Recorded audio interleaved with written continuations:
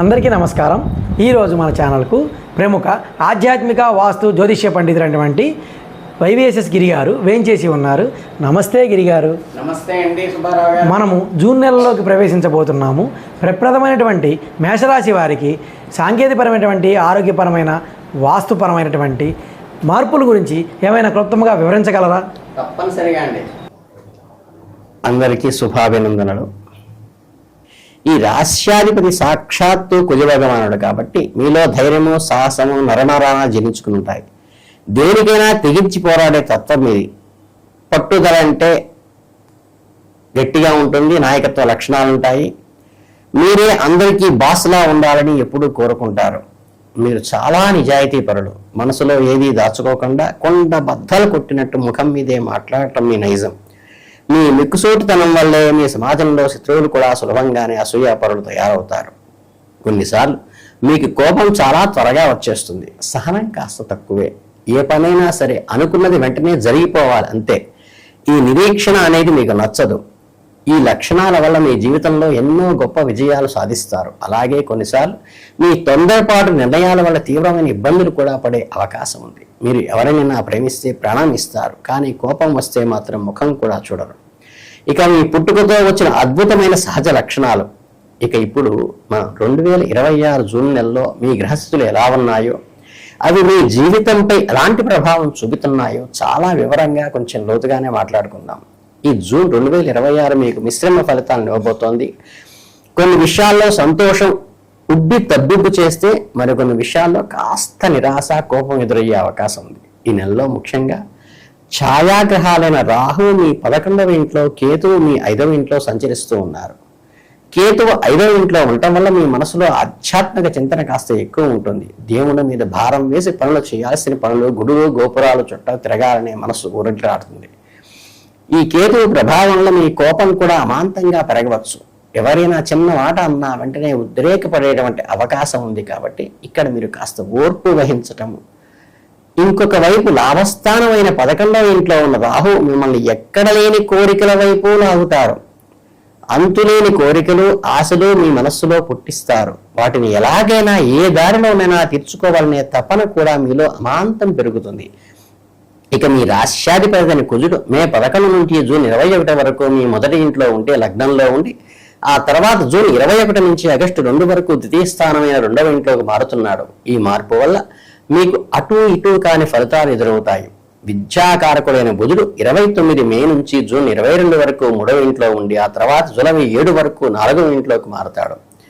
ఇక సుఖాలకి ప్రేమకు కారణమైన శుక్రుడు జూన్ 8 నుంచి జూలై 14 వరకు మీ 4వ ఇంట్లో సంచరిస్తారు. గ్రహాలన్నీ ఎవరికి వారు తమ స్థానాలు మారుస్తూ ఉండటం వల్ల మీరు ప్రతి అడుగు చాలా ఆచితూచి వేయాలి. ఈ నెలలో వ్యవహారాలందు అపజయం చవి చూసే అవకాశం కొద్దిగా సూచన మాత్రంగా చెప్పక తప్పదు. మీ పనులన్నీ మధ్యలోనే ఆగిపోవటం వల్ల మీ మనశ్శాంతి కూడా కాస్త తగ్గే అవకాశం ఉంది. కాబట్టి ఉదయం పూట యోగా, ధ్యానం వంటివి చేస్తే మనసు స్టెబిలిటీకి వస్తుంది. మీరు ఏ పని మొదలెట్టినా తల్లే దానిలో ఎన్నో అడ్డంకులు వస్తాయి. వాటిని అధిగమించడానికి మీకు సహజమైన మేధ, ధైర్యము అవసరం అవుతాయి. మీ ఉద్యోగము, వృత్తి వ్యాపారాల గురించి మాట్లాడుకుంటే జూన్ నెలలో మీకు కెరీర్ పరంగా సాధారణ ఫలితాలే ఉంటాయి. కర్మకారకుడైన శని భగవానుడు 2026 సంవత్సరం మీ 12వ ఇంట్లో ఉంటే వ్యయ స్థానంలో ఉండటం వల్ల మీకు ఆఫీసులో పని ఒత్తిడి విపరీతంగా పెరుగుతుంది. అంటే ఉదయం నుంచి రాత్రి వరకు మీరు కష్టపడుతూనే ఉంటారు. దాన్ని గుర్తింపు కూడా అందరూ ఇవ్వలేదన్న భావన కూడా మీకు కలుగుతుంది. సమస్యలు ఎదుర్కోవాల్సి వస్తుంది. మీరు రక్తాన్ని చెమటగా మార్చి ఎంత కష్టపడి పనిచేసినా సరే దానికి తగిన గుర్తింపు మీకు దక్కట్లేదే అనే ఆలోచన స్ఫరిస్తుంది. కనీసం ఒక మెచ్చుకోలు మాట కూడా లేదే, ఇంత కష్టపడ్డాను తగిన ప్రతిఫలం దక్కలేదే అన్న బాధ, మానసిక ఒత్తిడి కొద్దిగా మిమ్మల్ని ఆందోళనకు గురి చేస్తుంది. మీరు చాలా వ్యూహాత్మకంగా అడుగులు వేయాలి. ఉద్యోగంలో నిలదొక్కుకోవడానికి, విజయం సాధించడానికి ముందు చూపుతో ఒక పక్కా ప్రణాళిక వేసుకోవాలి. మీ అసూయ పనులు కొంచెం దూరంగా పెట్టండి. లేదంటే మీ కెరీర్లో బాగా వెనకపడిపోయే ప్రమాదాన్ని వాళ్ళు సృష్టిస్తారు. మీ సహోద్యోగుల నుంచి తీవ్రమైన పోటీ ఎదురవుతుంది. వాళ్ళు కావాలనే మీ పనిలో తప్పులు వెతకటం, మిమ్మల్ని మీ బాస్ ముందు ఇబ్బంది పెట్టడం లాంటివి చేస్తారు. కాబట్టి మీ పనులన్నీ పక్కాగా చూసుకోండి. ఎవరికి ఎలాంటి లొసుకులు లేకుండా చూసుకోండి. మీ అధికారులతో కాస్త నోరు మూసుకుని సర్దుకుపోయి ఉండటం వల్ల, సంయమనం ఉండటం వల్ల, వాళ్ళు చెప్పుడు మాటలు విని మీ మీద ప్రయోగించేటువంటి కోపతాపాలకు స్పందించకుండా సంయమనంగా ఉంటే తర్వాత వాళ్లే అర్థం చేసుకుని దగ్గరికి తీసుకుంటారు. ఏది ఏమైనా ప్రైవేటు సెక్టార్లో ఉన్నా, ప్రభుత్వోద్యోగంలో ఉన్న ఉద్యోగస్తులు తమ కుర్చీ నిలుపుకోవడానికి, పై అధికారుల మెప్పు పొందటానికి ఓపిక పట్టవలసినటువంటి సమయం. వ్యాపారస్తులైతే కొత్త పెట్టుబడులు పెట్టేటప్పుడు 1కి 10 సార్లు కీడించి మేలించి బేరీజు వేసుకుని పెట్టండి. డబ్బులు, ఆర్థిక లావాదేవీల గురించి ఇక నేను ముందే చెప్పాలంటే జూన్ 2066 మీకు అత్యంత లాభదాయకమైన సమయం అనే చెప్పాలి. శుభగ్రహమైన గురుడు మీ 3వ ఇంట్లో సంచరించడం వల్ల జేబు పెద్దగా చిల్లుపడే అవకాశం ఉంది. చేతిలో ఉన్న డబ్బంతా ఇసుకలా జారిపోయి నీళ్ళలా ఖర్చు అయిపోతుంది. కానీ అది ఇన్వెస్ట్మెంట్కి వెళ్తుంది. మీ కుటుంబ సభ్యుల కోసం, వారి అవసరాల కోసం మీరు చాలా ఎక్కువ ఖర్చు చేయాల్సి వస్తుంది. ఈ అనుకోని ఖర్చుల వల్ల మీరు అసలు నిద్ర పట్టని విధంగా ఆలోచనలు వస్తాయి. అసలు ఊహించని కారణాలకు డబ్బులు నీళ్ళలా ఖర్చు అవుతాయి. ఈ నెలలో మీరు భారీగా ధనవ్యయం చేస్తారు, స్పష్టంగా తెలుస్తోంది. 12వ ఇంట్లో ఉన్న ఏలినాటి శని ప్రారంభ దశ ప్రభావం వల్ల మీకు తెలియని ఒక ఆర్థిక భయం పట్టుకుంటుంది. వ్యయంలో ఉన్నాడు కాబట్టి మీకు అస్సలు ఇష్టం లేకపోయినా కుటుంబ పరువు కోసం లేదా పరిస్థితుల ప్రభావం వల్ల కొన్ని బాధ్యతలు తప్పనిసరిగా నెరవేర్చాల్సి వస్తుంది. మీ చేతిలో తగినంత డబ్బు నిలవలేకపోవటం వల్ల మీ మనసు ఇప్పుడు ఏదో కోల్పోయిన ఆందోళన ఉంటుంది. దీనివల్ల ఏదైనా భవిష్యత్తు కోసం పెద్ద పెద్ద నిర్ణయాలు తీసుకోవాలి అనుకున్నా, కొత్త వ్యాపారంలో పెట్టుబడులు పెట్టాలి అనుకున్నా, ఇల్లు కొందామనుకున్నా కొంచెం వెనకడుగు వేస్తారు. జూన్ నెలలో మీరు తీవ్రమైన రుణబాధలు అనుభవించినప్పటికీ ఎట్టి పరిస్థితుల్లోనూ కొత్త అప్పులు చేయకుండా ఉంటే చాలు.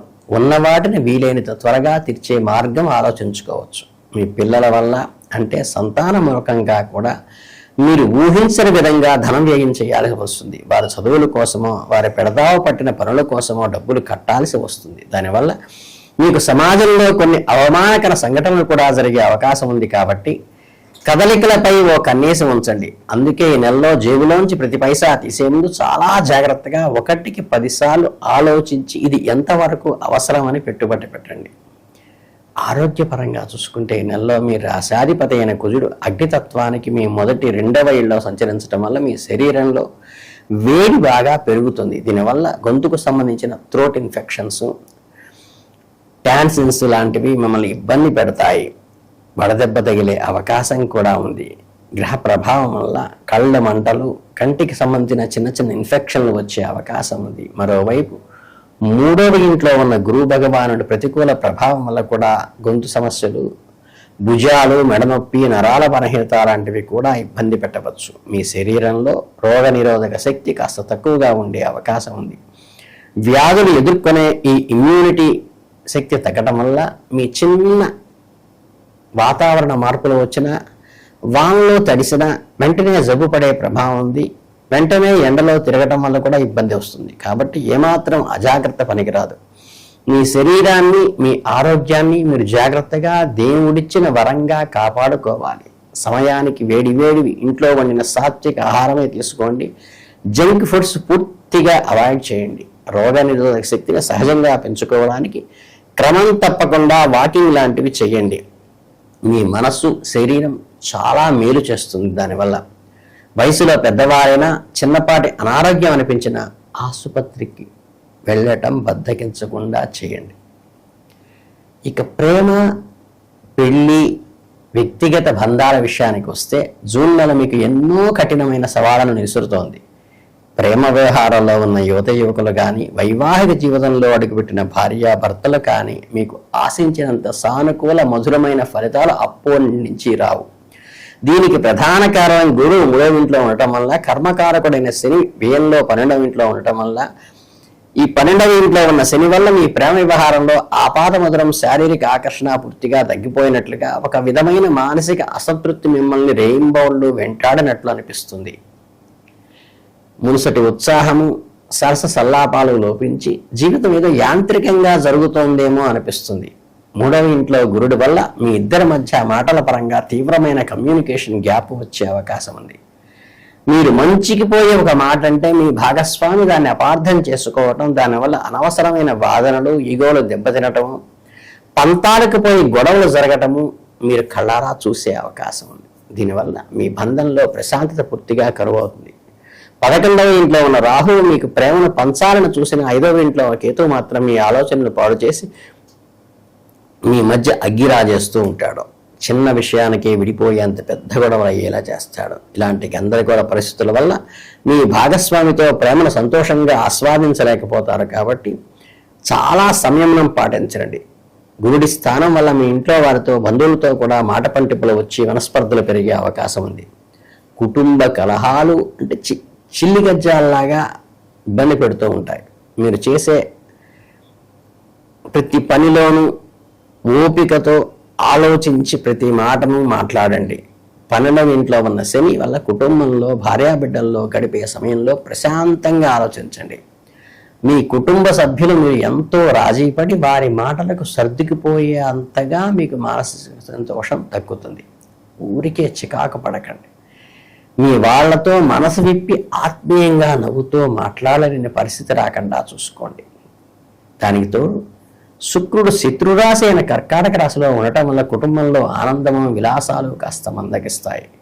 లగ్జరీ తగ్గుతుంది. ముఖ్యంగా జీవిత భాగస్వామితో నోరు జారకండి. కోపం కట్టలు తెంచుకు వస్తున్నా సరే కాస్త మౌనం వహించండి.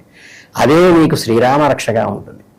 చివరగా ఈ నెలలో గ్రహస్థితుల వల్ల ముఖ్యంగా ఏలినాటి శని ప్రభావం వల్ల రాహుకేతువుల సంచారం వల్ల మీరు కలుగుతున్న ఇబ్బందులను అధిగమించి మంచి సానుకూల ఫలితాలు పొందటానికి మీరు జ్యోతిష్యపరమైన తప్పనిసరిగా కొన్ని చేసుకోవలసి ఉంటుంది. చక్కగా ప్రతిరోజు ఉదయం స్నానం చేసిన వెంటనే పూజా మందిరంలో కూర్చుని అత్యంత భక్తి శ్రద్ధతో ఓం మందాయ నమః, మందుడు అంటే శని మూల మంత్రాన్ని 108 సార్లు జపించండి. ప్రతి శనివారం నాడు మీకు దగ్గరలో ఉన్న శివాలయం లేదా నవగ్రహాల గుడికి వెళ్ళి శని భగవానుడికి ప్రీతికరమైన హవనం లాంటి పండితుల చేత చేయించుకోవటం వల్ల కూడా మీకు మంచి జరుగుతుంది. శనివారం సాయంత్రం గుడికి వెళ్ళి నవగ్రహాల దగ్గర శనిదేవుడికి నువ్వుల నూనెతో అభిషేకం చేసి ఆవు నెయ్యితో దీపారాధన చేయండి. జమ్మిపత్రితో పూజ కూడా చేయవచ్చు. స్వచ్ఛమైన నువ్వుల నూనెతో అభిషేకం చేయటం ఈ మేషరాశి వారికి చాలా విశేషమైన అద్భుతమైన శుభ ఫలితాలను ఇస్తుంది. అలాగే దేవాలయాలకు కానీ ఉత్సవాలకు కానీ చక్కగా పత్తి నూనె విరివిగా ధారాళంగా విరాళం ఇవ్వడం వల్ల కూడా మంచి జరుగుతుంది. మానసిక ఆర్థిక ఆరోగ్యపరమైన అడ్డంకులు కష్టాలన్నీ తొలగిపోయి మీ జీవితంలో ఒక ప్రశాంతత చేకూరుతుంది. మీరు ఎంతో నమ్మకంతో ఎంతో శ్రద్ధతో మీరు ఇది పాటిస్తే మీ జూన్ నెల అంతా ఎలాంటి ఒడిదుడుకులు లేకుండా సాఫీగా సాగిపోతుంది. భగవంతుని ఆశీస్సులు మీకు ఎల్లప్పుడూ ఉండాలని కోరుకుంటున్నాను. ప్రతి ఒక్కరికి నేను చెప్పే మాట ఏమిటంటే జాతకం అనేది మనకు ఒక దాపి చూపించే దీపం లాంటిది. దాన్ని అర్థం చేసుకుని ఆ చూపించిన దారిలో వెళ్తే అందరికీ మంచిగా జరుగుతుంది. శుభం భూయా. లోకా సమస్త సుఖినో భవంతు.